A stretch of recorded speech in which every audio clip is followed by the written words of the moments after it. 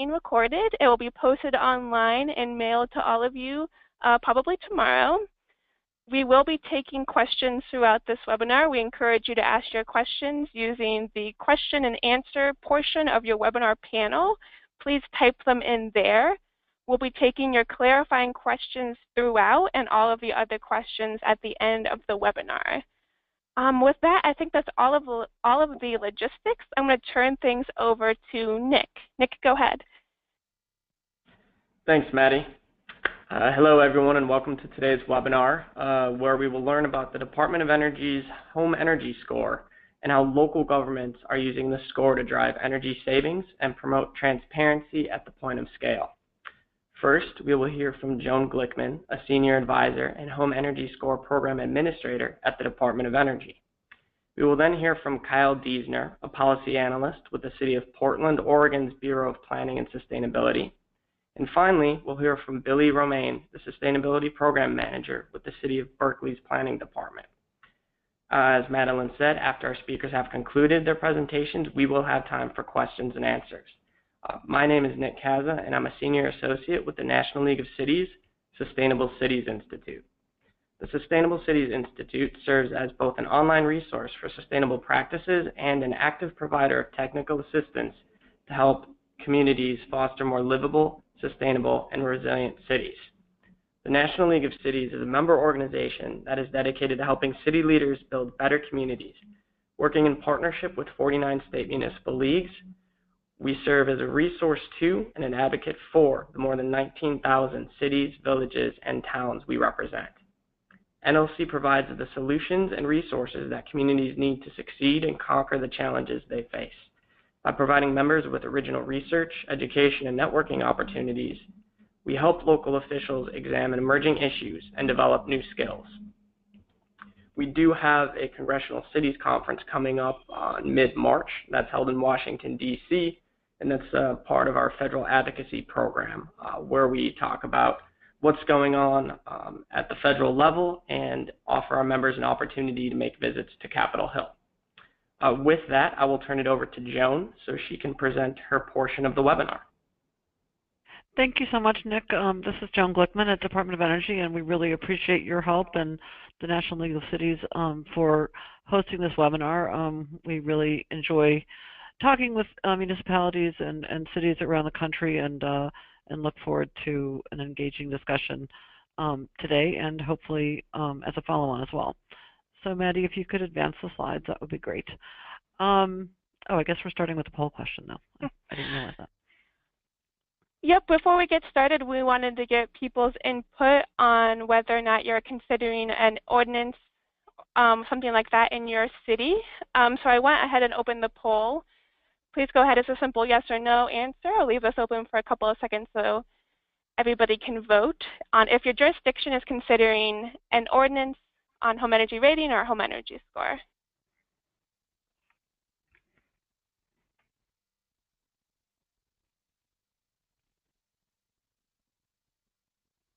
All right, it looks like we've got a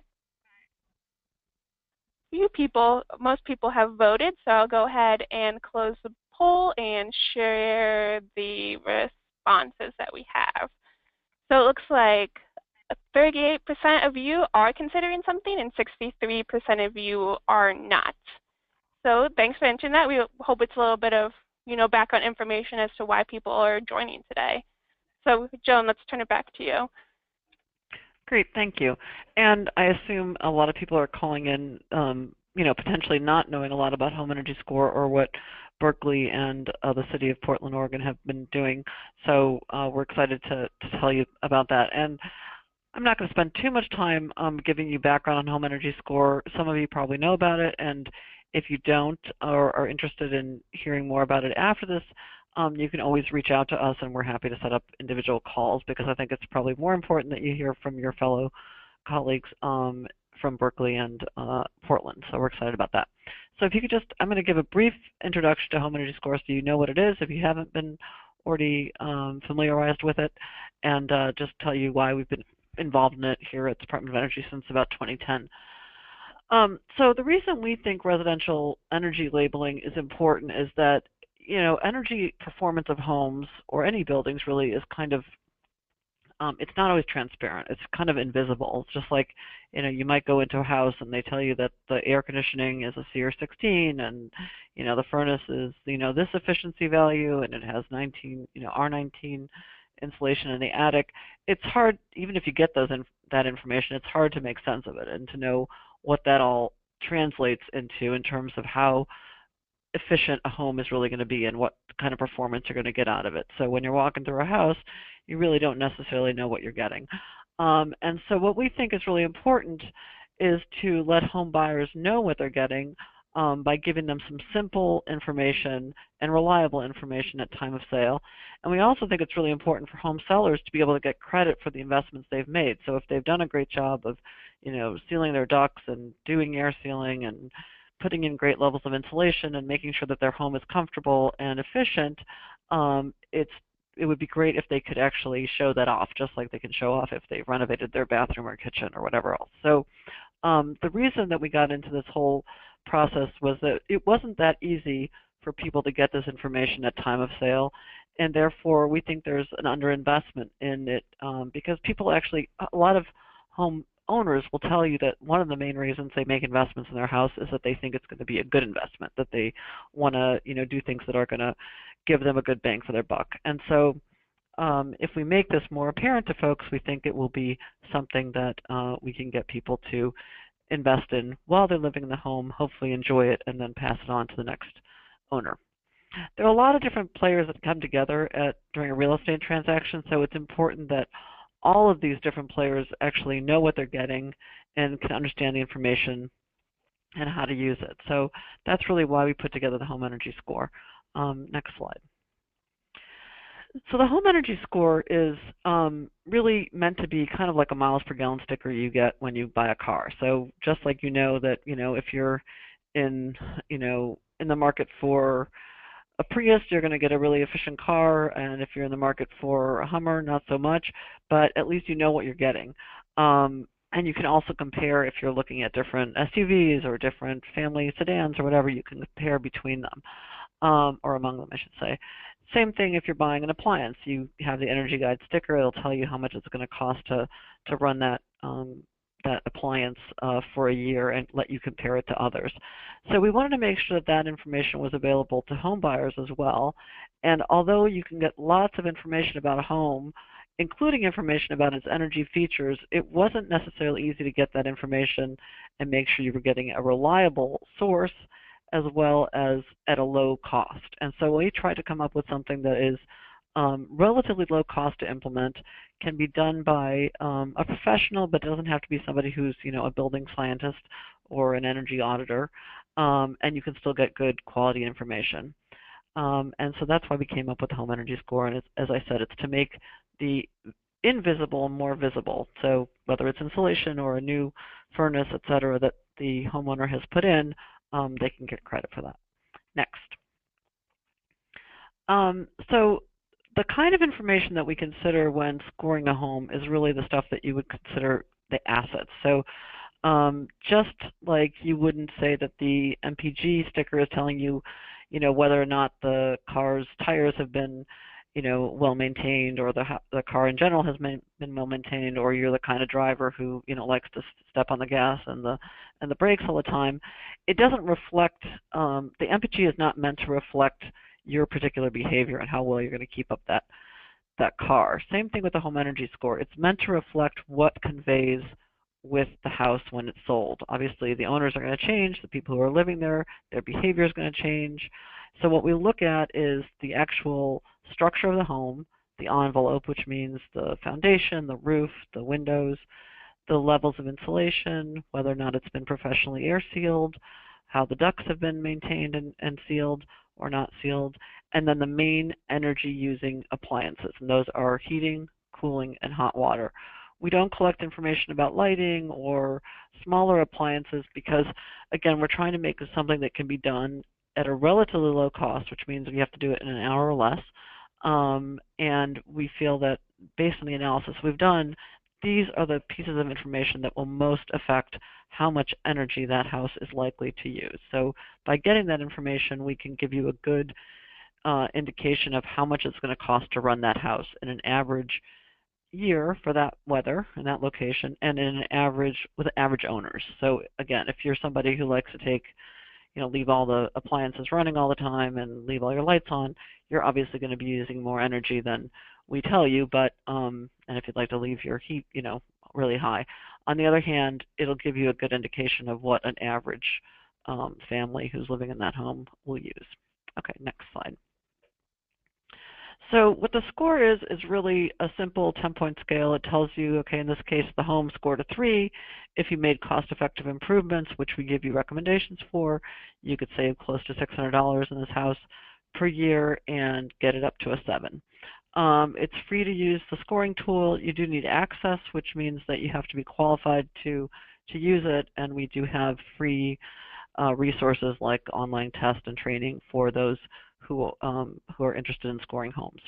There's no reporting requirements. It's all automated, and you can use our scoring tool directly, or if, for instance, your utility is using its own software tool, or you have home inspectors that are using their own software tool, they can link to it via API, which just means that you can send the data via another system to our set of algorithms and our scoring tool. You don't actually have to go into it directly, but it'll still give you the same answers indirectly. Okay, next slide.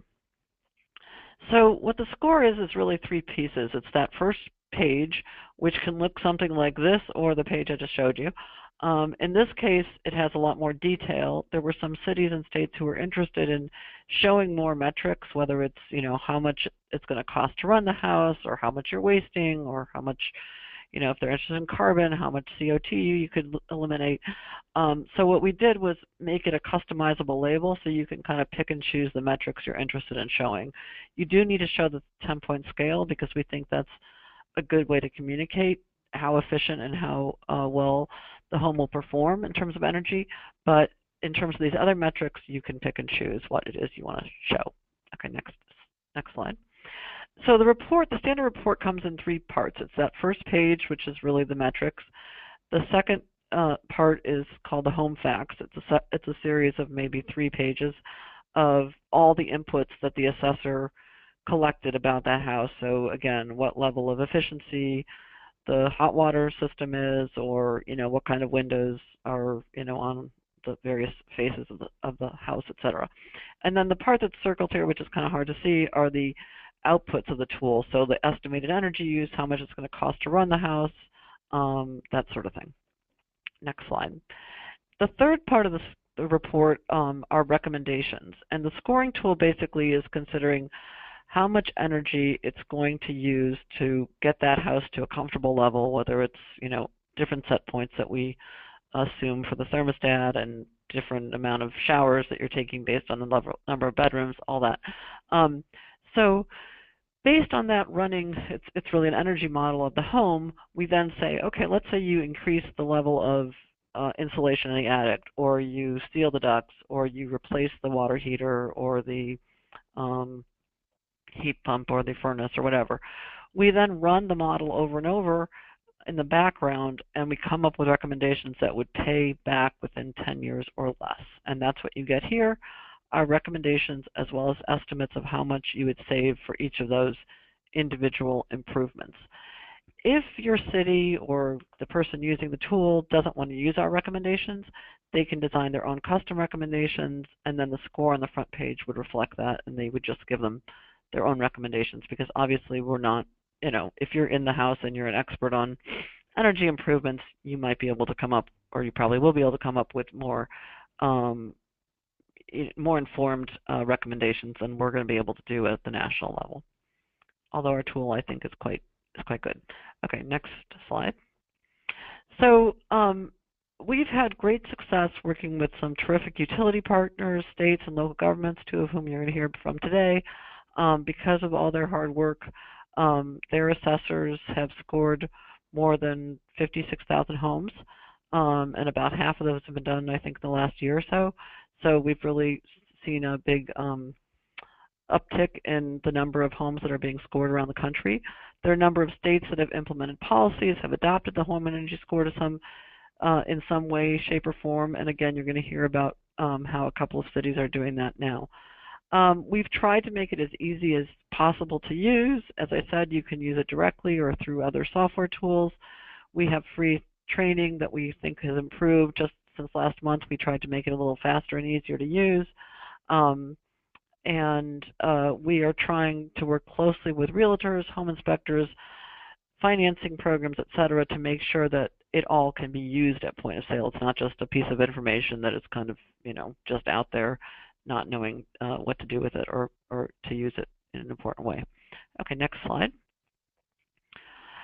So some of the great work that's being done out there, I know somebody signed up from Missouri, and one of our best partners, I would say, is Columbia Water and Light, a utility in Missouri. Another great partner has been New Jersey Natural Gas, obviously in New Jersey, and they've done thousands of homes that they've scored either as part of like rebate programs where they're already going into the home, or to check on a piece of equipment that's been replaced, or they're doing home performance, which is more of a whole home improvement program.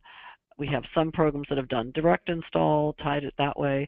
And then the states, we just have had some great leadership among many states around the country, and they're all doing it sort of their own way. Some of them are tying it to utility programs, some of them are tying it to outreach to realtors and home inspectors, and obviously we don't have time to go into all that, but I'll just say that we've had, terrific success because of all these very dedicated folks around the country. Next slide. We have had some success in linking home energy score to different financing policies and tools. So again, I'm not going to have time to go through these, but basically there's a few policies on the books now that allow either a greater, debt to income ratio allowed for, so let's say you're a borrower who's kind of on the edge in terms of being able to qualify for a house that they're interested in. You might qualify now if that home scores a 6 or better, because it's going to use less energy than an average home, which would score a 5 or less. So basically, there's certain incentives that we've tried to get into place, and we hope that these will be used more and more around the country. Again, there's different things going on out there. We have green banks that are tying it to home energy score and asking that people do it when they're putting in solar so you don't overlook efficiency improvements. There's just a lot of good work that's going on around the country. Next slide. If you're interested in becoming a partner, we are very happy to talk with you and tell you what that's all about. Sometimes cities will be direct partners, sometimes they'll work with a nonprofit or a local implementation contractor to do so. And again, just running out of time here, so I'm going to keep moving. There's a few commitments that we do ask of partners in terms of, you can go to the next slide, in terms of doing quality assurance and making sure that the assessors, get through our, obviously we do the training and testing and we follow all that, but you would tell us, who you want to be assessors. You would do outreach in your area to make sure people know what the score is and are interested in getting it. Next slide. We just released a new version of the scoring tool, which I'm excited now includes photovoltaics. So if you have homes that have a lot of PV on them, now they can be accounted for as well. Previously, we didn't look at that. And we're always adding new types of equipment that people tell us, are being used in their area. So mini splits, evaporative coolers are two of the different systems that we just added with this new version of the tool. We're always trying to reduce the cost of what we do require. So there aren't any, you're not required to do any kind of diagnostic testing with the home energy score. But as I said, because DOE's name is on there and we want to make sure that people are getting a quality product, we do have both mentoring and quality assurance requirements.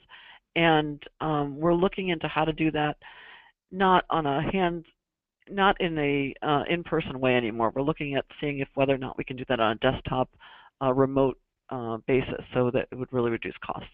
Next slide. So we think local governments are, I have a huge amount of respect for local governments. I started working in local government before coming to the Department of Energy a very long time ago. And you're obviously very close to the customer and you're close to your citizens who live in your communities. And so we think you're in a great position as a trusted leader to get this information out to homeowners, home buyers, and to set yourself apart as a place that people want to live and where people care about the quality of the housing and making sure it's both comfortable and energy efficient. Next slide. So deciding whether or not this is a good fit for your city, again, because I want to pass it on to my colleagues here from the other cities, I'm not going to go through all this, but we're happy to have conversations with you and talk through whether or not this makes sense for your city, whether it's on a voluntary basis or not, and how you might think about bringing the home energy score to your area. So with that, I'm going to pass it on back to Maddie and Nick. Thank you very much.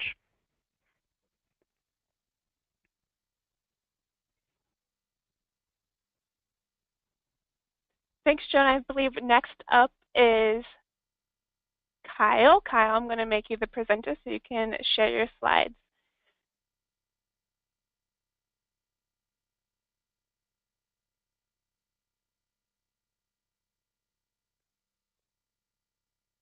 Hi, this is Kyle Diesner from the City of Portland. I hope everyone can see my slides. You can, yes. Okay, good, thank you. So I'm the lead policy analyst for our home energy score ordinance. This policy was adopted unanimously by City Council just this last December, and I worked on it over the whole course of 2016. So my presentation today is really going to focus on the policy development process, how we got to where we ended up, and some of the lessons learned. And really, this policy is really information policy. And scores, ratings, labels, they're how we communicate and share information, how we make well-informed decisions. And of course, you're very used to these ratings. We see them on movies, we see them on food, and of course, an asset rating, like the home energy score, is similar to what you see on this appliance guide, the energy guide label, or a miles per gallon rating on a car. But we really don't have good labeling for buildings, at least not consistently. So the City of Portland really wanted to change that and look to the USDU Home Energy Score tool as a great resource for doing so. One question that keeps coming up is why require home energy scores? Well, we have a number of reasons locally, and some of these may be relevant to your cities as well. So in our climate action plan, we have an objective, an overarching objective, to reduce energy use from buildings 25% by 2030. And that's a pretty daunting objective. When you look at some of the market conditions here locally, we have historically low prices for natural gas, which have reduced demand for energy efficiency investments and also reduced the available incentives that we have here in the marketplace locally. We also, in Portland, don't have local control over our energy code. That's set by the state, so we can't increase energy standards for new construction. We also have a weatherization prohibition in our charter that was passed back in the 70s that prohibits the City of Portland from requiring weatherization. So we really have very few policy options to get us towards this 25% reduction by 2030. And that led this action to be included in both our 2009 Climate Action Plan and again in the 2015 plan update. And this chart just shows you, that residential emissions in the City of Portland are roughly 20% of our total emissions. So our overall goal is to reduce emissions 80% below 1990 levels by 2050. We really have to do that by tackling each of these individual sectors. And in 2015, City Council passed a commercial disclosure policy. It's a commercial benchmarking policy similar to some of the other policies in the commercial sector that we've seen around the country. And so that market segment is kind of covered through one policy. And so we were really looking at how do we target the residential sector. And in Portland, 60% of our housing units are actually single-family homes. And that's pretty unusual for large cities. And of that 60%, or well, not of the 60, of the total, 47% are owner-occupied single-family units. And the policy that we proposed and was adopted by council applies to single-family homes at time of listing for sale. And so that would apply to rental units to the extent that those are sold on the market. So in our climate action plan, we have action 1B, it's require energy performance ratings so that all homes, for all homes, so that owners, tenants, and prospective buyers can make informed decisions about energy costs and carbon emissions. And that was kind of the overarching objective as we went into policy development. And we did some analysis. We looked at actual homes in the city and compared data on their energy use. And when you look out over a number of years, say 10 years, the difference in energy use between two comparable homes is actually quite substantial. In this case, just between these three, there's a spread of almost $9,000 over a 10-year period. In policy development, we really started with that research and really trying to understand the market and what were the real estate trends in the city of Portland, what existing disclosure policies have been passed in other jurisdictions. So some great examples in Austin, Berkeley, who you'll hear from after me, Boulder, Santa Fe, New Mexico. We looked at work in New York and Chicago, Seattle, and a number of states like Alaska, Kansas, Nevada, Maine. There's just numerous U.S. examples of these types of policies. And we also looked at how this has worked in the European Union and Australia that have similar disclosure policies. And then we began stakeholder engagement pretty much in May through the end of the summer. And that included, we did 2 focus groups with residential consumers to get their perspectives on this. And this was a pretty traditional focus group where we sat behind a mirror and observed. We also had 2 facilitated discussions with industry, and we included both real estate industry professionals and energy efficiency and energy advocacy groups. And we really wanted both together in the same setting so that they could hear each other's perspectives, because we knew that the 2 groups were pretty divided in their point of view. We also had an equity stakeholder working group that met to explore some of the impacts to low-income communities, tenants, and communities of color. That analysis out of that equity group led us to pause on the rental market. And initially, we, as you could see in the Climate Action Plan action item, we intended to cover rental properties at time of lease. But what we heard from the equity stakeholders was that the housing market was in crisis and people were being pushed out of rental units and displaced from the city at fairly alarming rates. And given that, we paused on the rental market, and we're going to continue to explore that, working collaboratively with tenant advocacy and other community-based organizations to figure out how to build out the rental portion of this policy. So as the policy stands now, it only applies to homes that are being sold on the market. We also had 2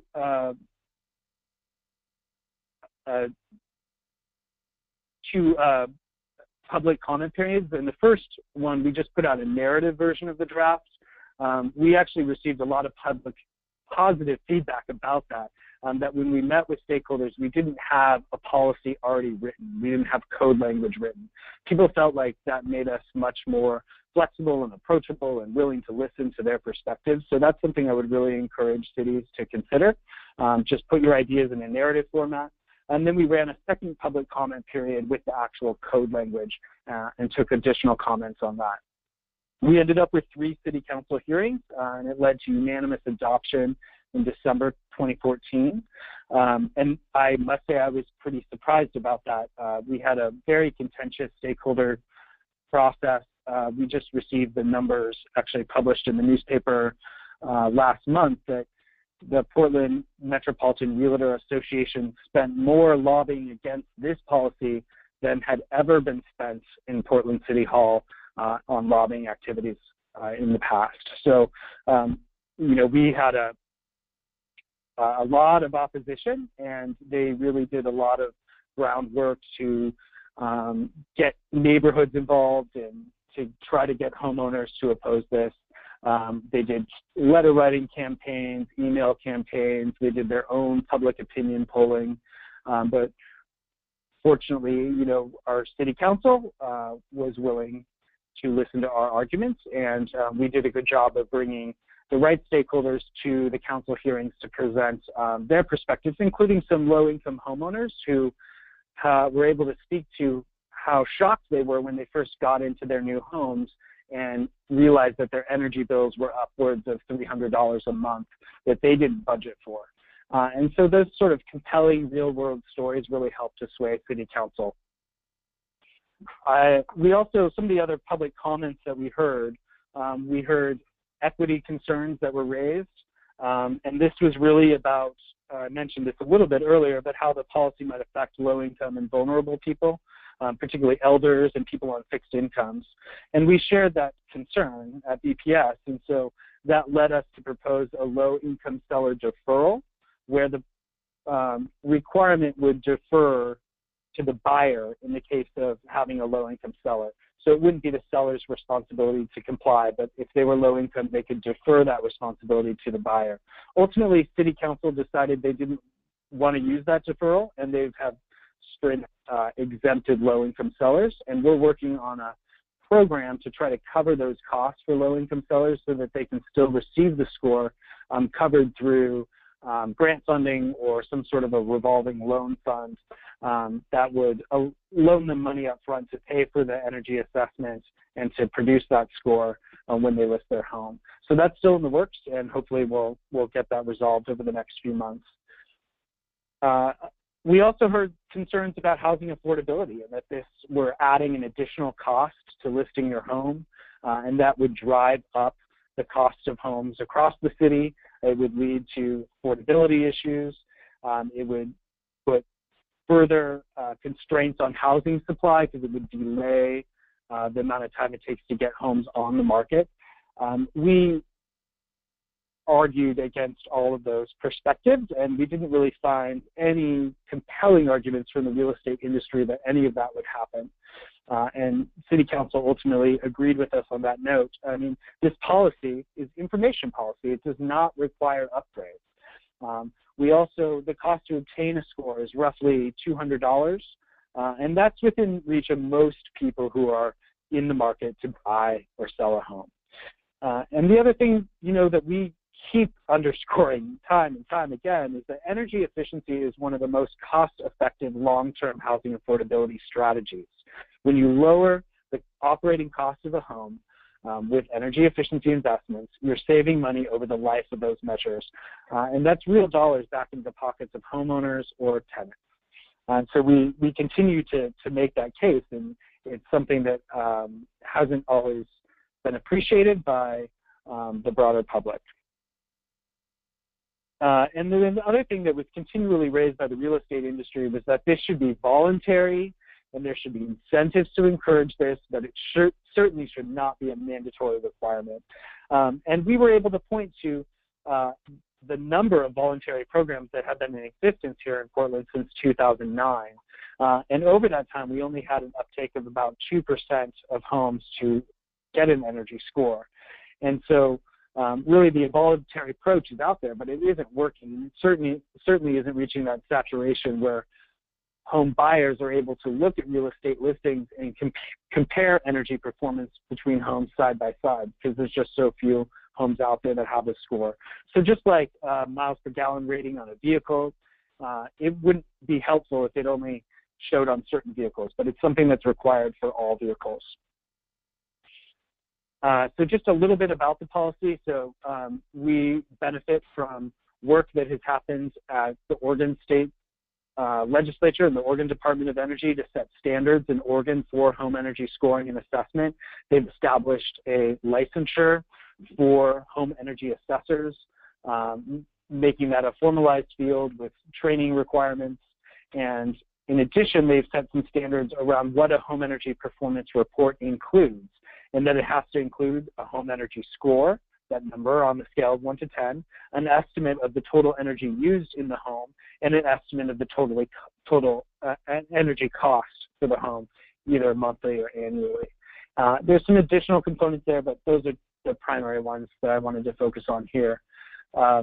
So our policy points to the state standards, and it requires that state-approved home energy performance report.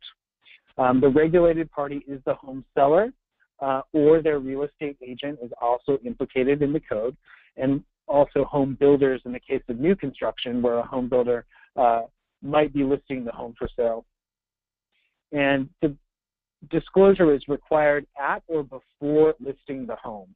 So beginning on January 1st, 2018, all homes that are listed for sale in the city of Portland will need to include a home energy score and a home energy performance report to the extent that that attachment is allowed by the listing service.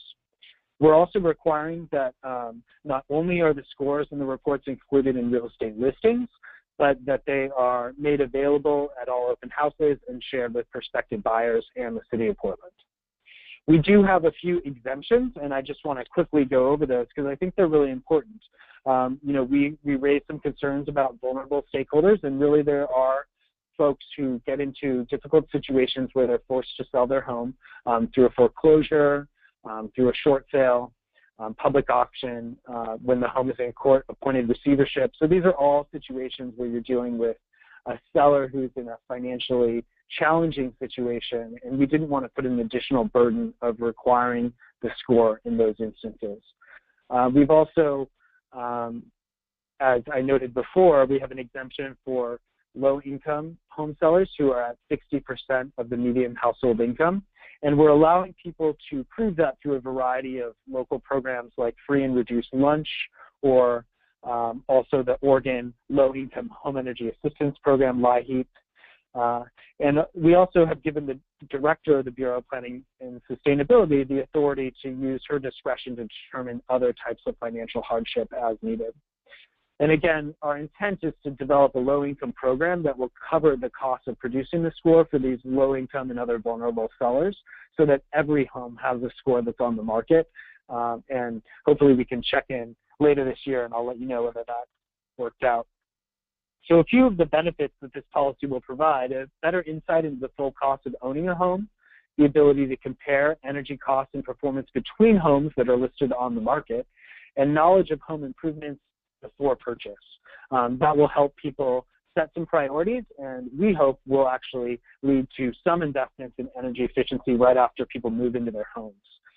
As Joan mentioned, we'll also allow access to specialized mortgage products that are available to buyers who have a home energy score on the home. And you also get the long-term household savings from an energy efficient home. And I'm going to wrap up there, but I want to highlight a couple, I think, lessons learned that I think are really relevant for the cities that are on the call who may be exploring this.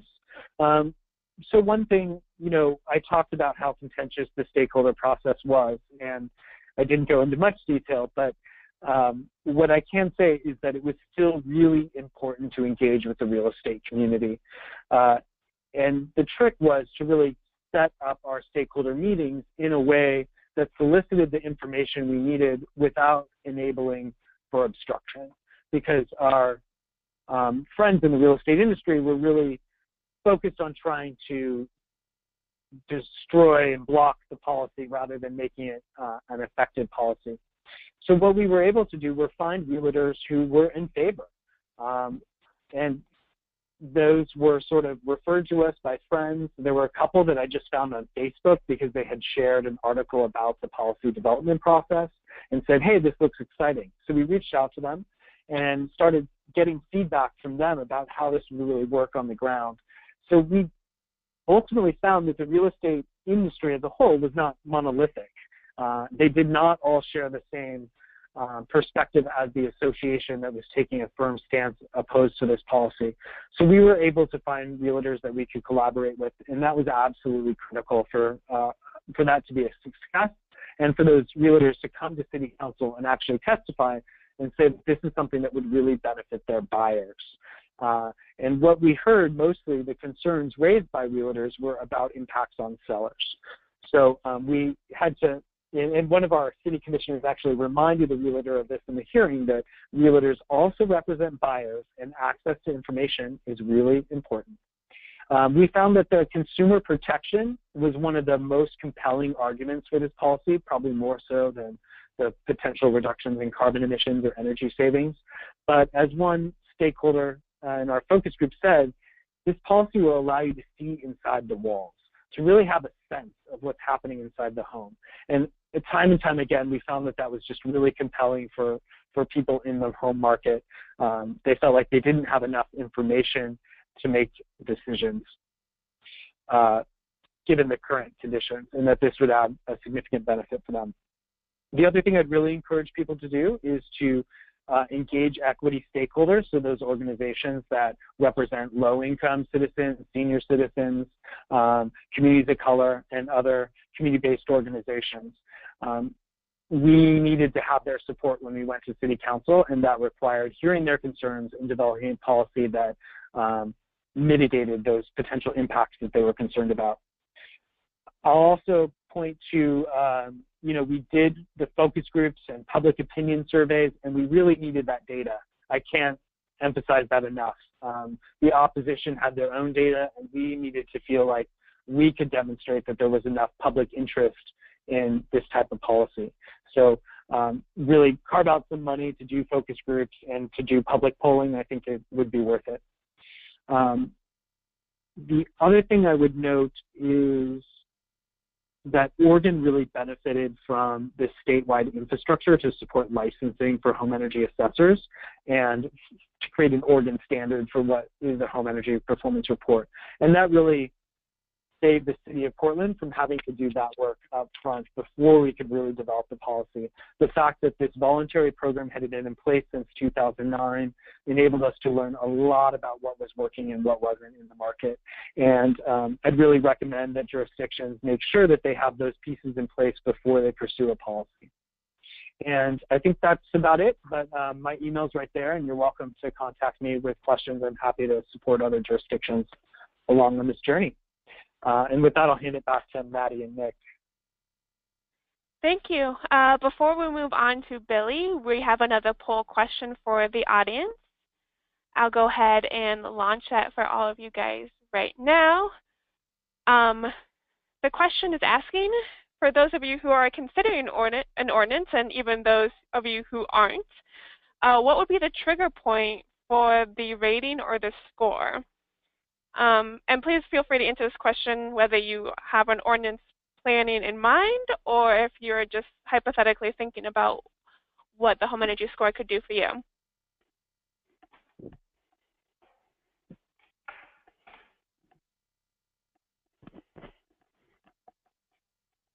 Alrighty, and it looks like we've got most people voting, so I will close the poll now and share the results. Looks like most people, 81%, said time of listing or sale, 13% said during safety inspection, and 6% of you said other. Thanks, everybody, for submitting those answers. I'm going to turn things over to Billy. She's the next part of our agenda. Billy, you should be able to share your slides now. Show, okay. Screen, clean, okay. All right, well, that's coming up. I just want to say it was great to hear the wonderful work in Portland, and Kyle, all Kyle's insights are all very helpful to us. Is that coming up? I just see a blue screen. Show. Oh, okay. There we go. Okay.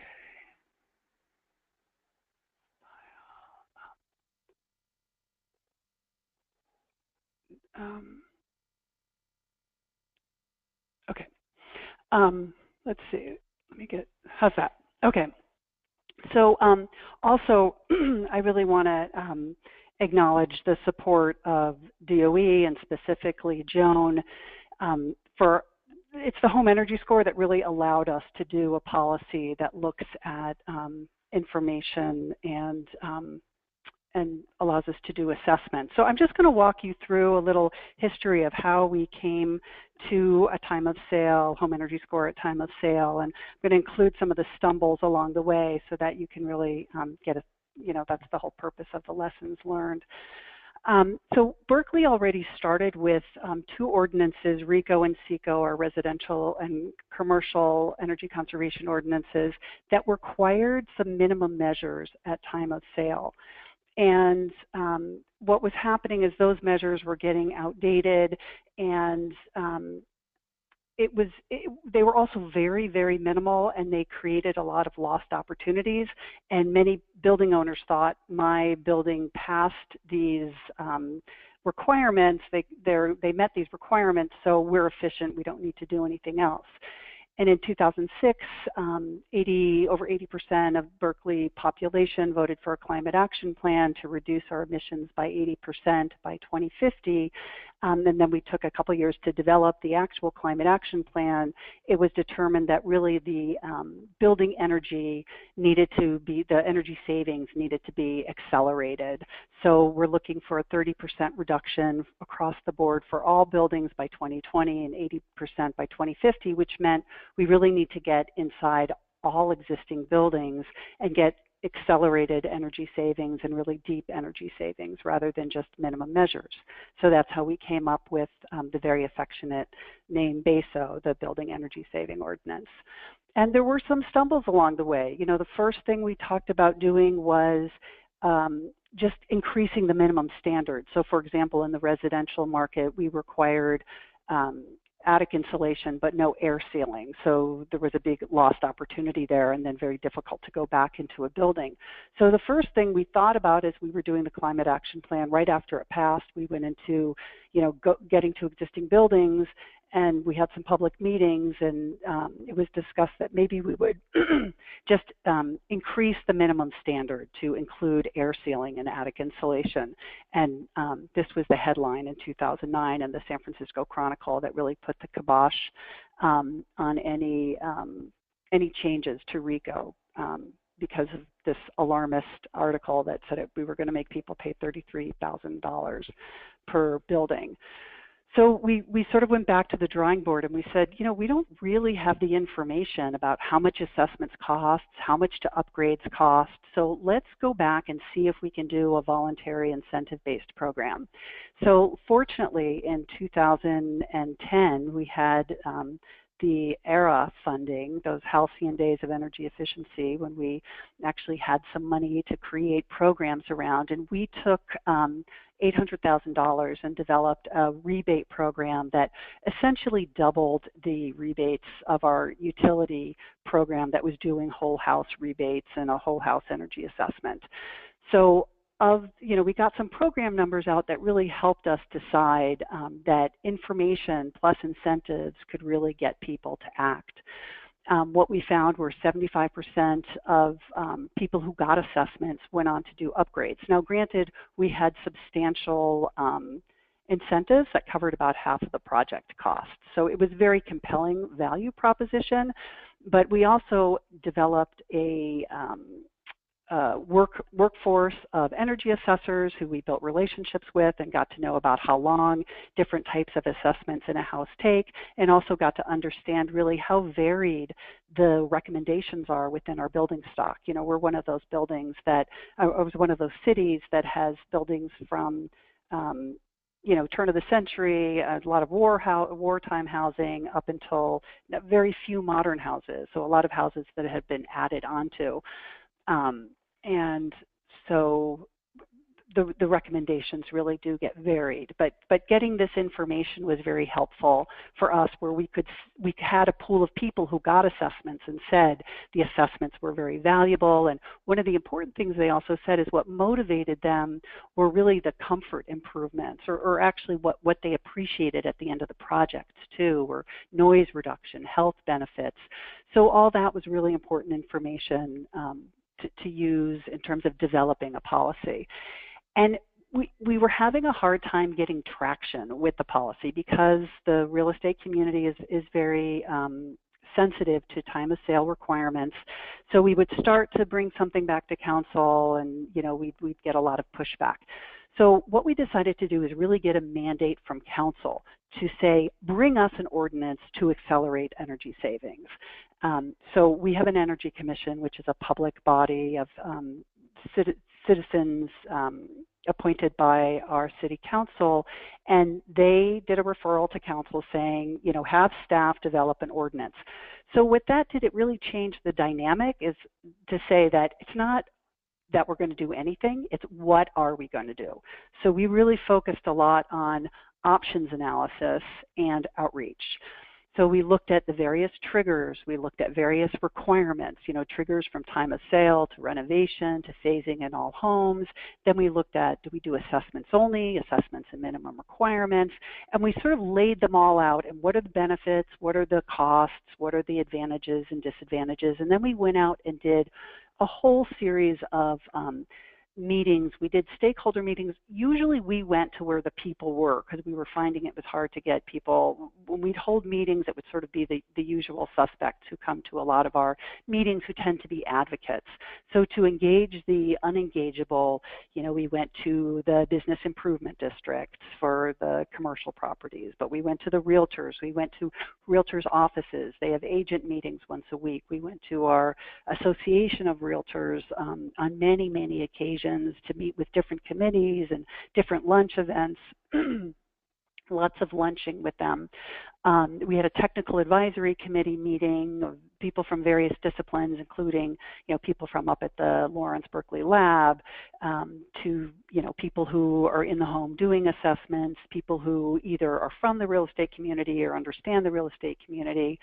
And then we did presentations to multiple commissions, and we had a series of workshops. And all that helped us refine our recommendations. So just an overview of the strategy, we really did something that was data-driven, where we could pull on actual facts and projects. We had a mandate to create something to help us meet our climate action plan, and we did extensive outreach with options analysis. So here we come to 2014.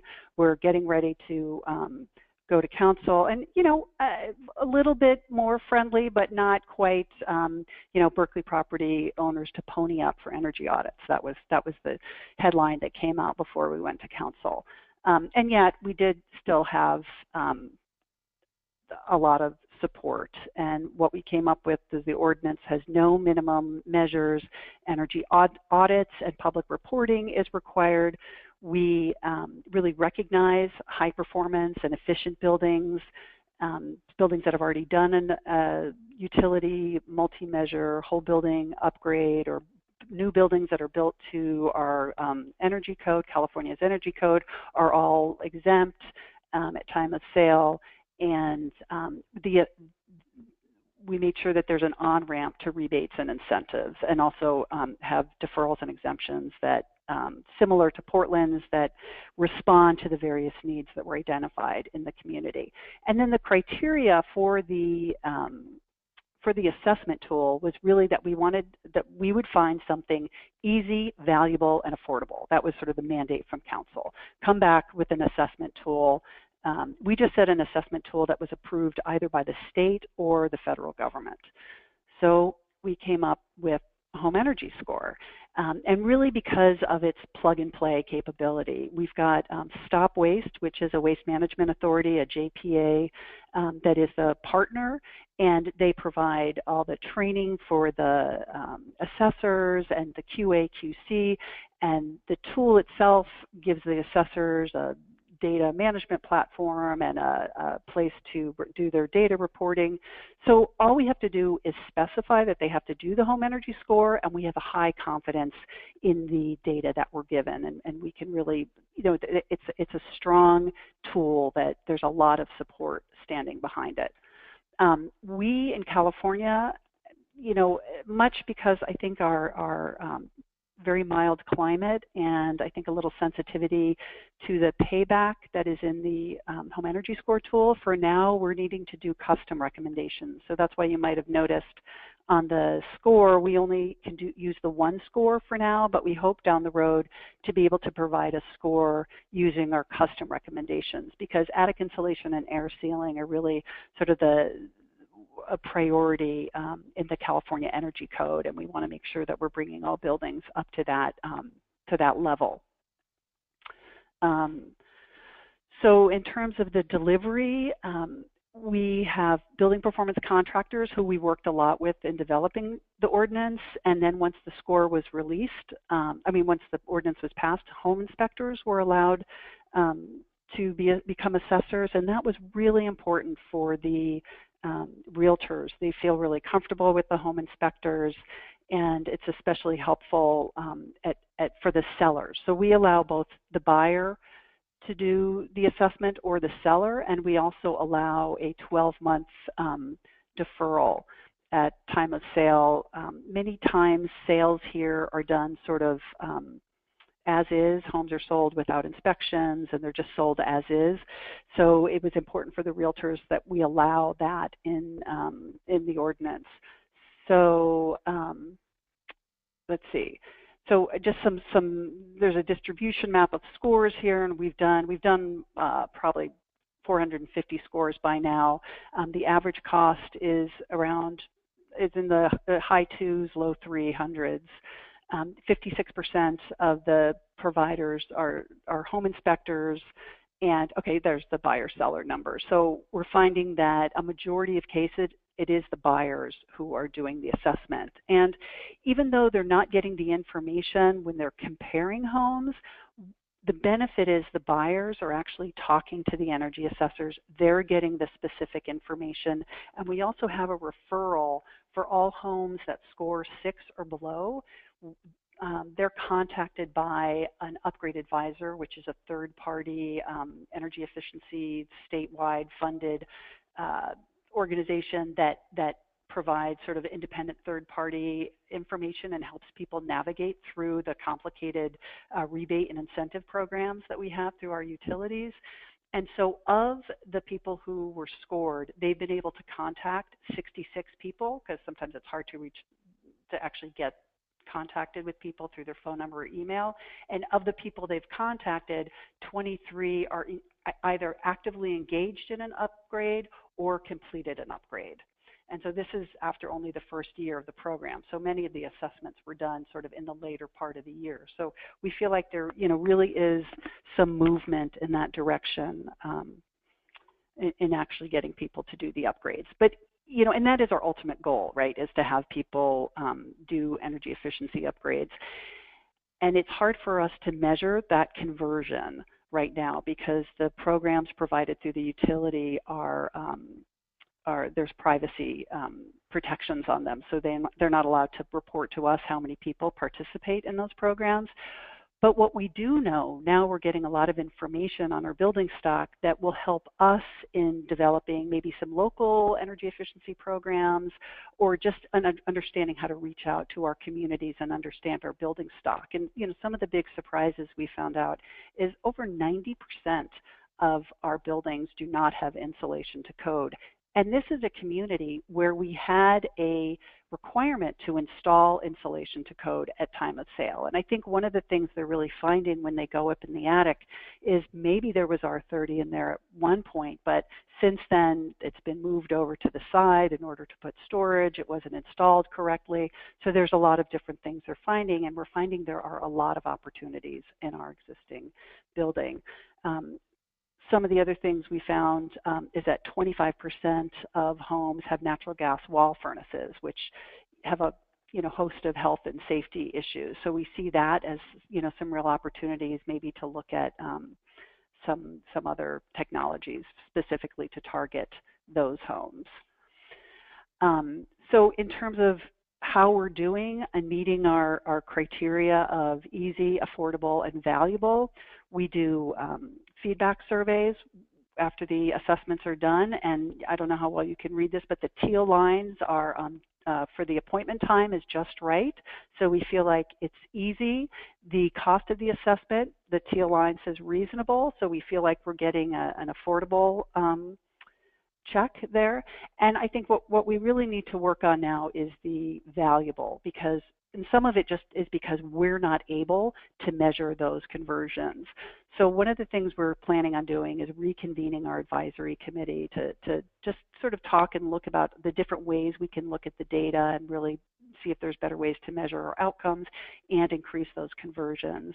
And we'd like eventually to have our scores in California be able to give an upgrade score, because we think that's really compelling for people. And so,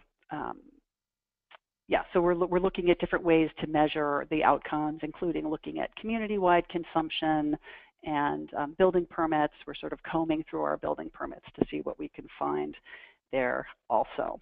But that's really our biggest challenge right now. So there's my information. I'm happy to talk to anybody about this at any time, and happy to take questions if there's time left.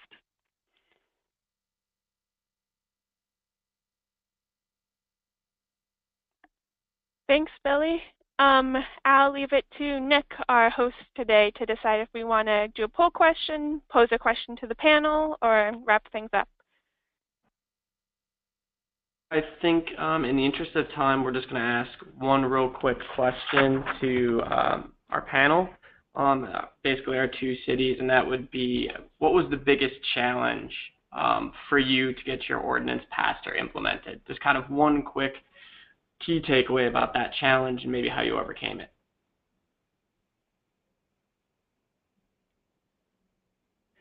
You know, I would say, for me, one of the big issues was getting engaged in a productive dialogue. You know, as much as we had people who wanted us to mandate full whole home improvements, there were people, and many of them were realtors, who didn't want us to have any requirements at all. So, you know, it was really helpful to frame the discussion as, we're not talking about whether or not we're going to do something, but we're talking about what we're going to do. And once we set that frame, the discussions became very valuable and more productive. Yeah, this is Kyle from the City of Portland. I would second that. I think that was our biggest challenge, was getting into a productive conversation with the real estate industry. And I mentioned a couple ways we worked around that. One thing I found in my research is that many jurisdictions were able to leverage the threat of a more restrictive policy, and then information policy didn't look so bad because there was you could have mandatory upgrades as the alternative. And unfortunately, in Portland, we didn't have the ability to do that due to our lack of control over the energy code and our weatherization prohibition. So we didn't have anything to negotiate with, and that, I think, put us at a disadvantage. So the other thing I would say that was our biggest challenge, just because I should provide something that's distinctly different from Billy's response, is we didn't have good data on what type of energy savings we could expect to see from this ordinance. And so I modeled a whole number of different scenarios, but didn't think that any of them were really that defensible.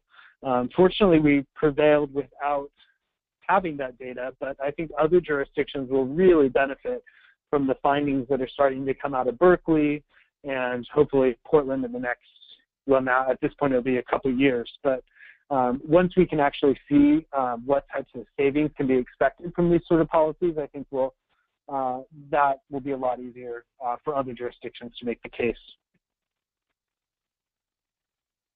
Great, thank you both.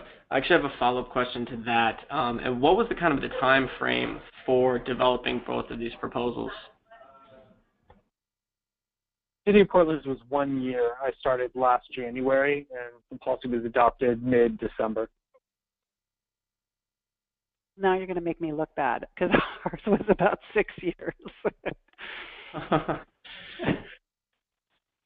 you guys went through a lot of evolution and thinking, and also some of the stuff wasn't even there probably when you're starting to think about it, Billy, so that was... You know what, and it's true, in some ways having the home energy score more tested and vetted was helpful to us, because we really, and originally I used to say we were a policy without a tool, because we wanted to do assessments, but we didn't have an assessment to wave at people. Yeah.